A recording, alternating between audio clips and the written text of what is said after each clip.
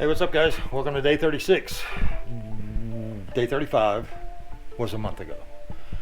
On day 35, being the old man that I am, I tweaked my back a little bit, which I was fine. I was out for about a week, and then I got that nasty flu virus thing that's going around, and I was down for 2 weeks, and a whole bunch of meds. I couldn't really do much. And then Christmas holidays and, all that stuff. So finally, New Year, I wanted to be done by this weekend to fish this boat for the spawn. Then I didn't make it. So the new goal is to have it done 28 days from now, so I can use this boat in a electric only watershed down in South Florida and go after unmolested fish with Captain Lou.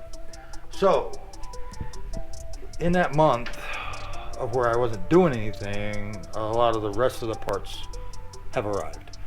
I had planned to deliver everything so I wouldn't have all the stuff in my garage, but so here's what we got here now. There is the 12 volt 55 foot-pound foot controlled Minn Kota trolling motor for the bow. This is the Newport Vessels 24 volt 86 foot-pound trolling motor for the stern, because I cheaped out and decided to wait before I spent $6,000 on the Navy Evo 6, which I still may do that, but I just want to see how this boat performs first. I've got my 4 lithium 12 volt batteries. I got my chargers. I've got bunk carpet. I got the last 2 hatches. I've got plenty of sea deck. Here's what the sea deck is going to look like. That's the finished sea deck.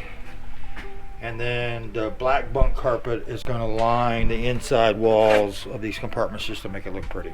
Pretty much the middle of the boat is done, except for the pretty stuff. I still have the bow to figure out, because it's a foot control. I may go back to a hand control. And then I have the Livewell access to figure out and get all the pumps and everything worked out back here. But I will take care of that today. So y'all stick around.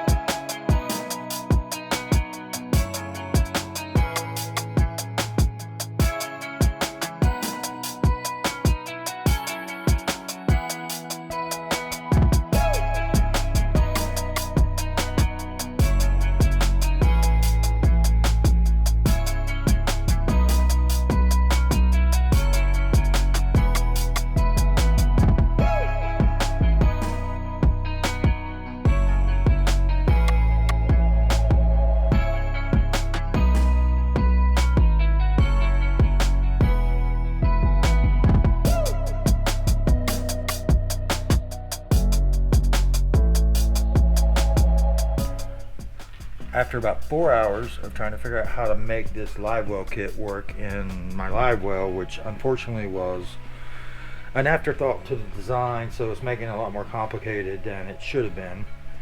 I think I have this figured out now. I have watched Fire Ant Fishing's video on installing this very kit about 12 times, or at least the 2-minute section of it, about 12 times, to make sure that I get everything going in the right direction. So here is what we have. So this is the 3-in-1 pump. What will happen here is this line, the transom end, will be this through hull fitting, which will be here, which will pick up water to bring it into the system. It's going to pick it up here. It's going to come through this compartment and come in to the pump here. This is the Livewell drain, which will be down here. don't know if you can see that, but it'll be way down there at the bottom of the live well. That'll pick up the bottom of the live well. This line is pump in from here, and then if you pull this all the way out, it turns to a pump out, which comes out of this line, and it's gonna go through this splash well area and come out here above the water line, so I can tell when it's pumping out. This will be the live well overflow, which will come down through here, come through this through hole fitting, and go out that way. And then my bilge pump is going to be here. This will come up, go through this wall, and come out on the outside of the boat here above the water line, so I can tell when the bilge is running, which would tell me that I have a problem. This is my live well framing, sort of. I'm going to use pour foam in this area and this area. I put paper on here because I don't want the pour foam to stick to this board yet. I'm not certain about that one.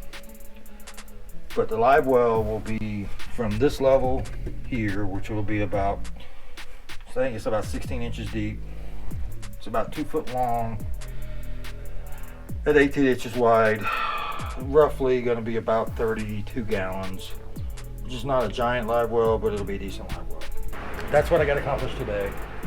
I know it doesn't look like much, but I want to make sure before I start drilling holes and everything that I've got this thought through all the way. So tomorrow we will do just that. We're going to start punching holes in the boat again. We will do a permanent mount on the sea deck or the sea tug wheel brackets, and then I've got to get drain plugs in and a bunch of other things that need to be done. The D-rings back here. So tomorrow is going to be drilling a bunch of holes in my boat that currently floats. A little weird. So anyway, thanks for watching, guys. I will see you tomorrow.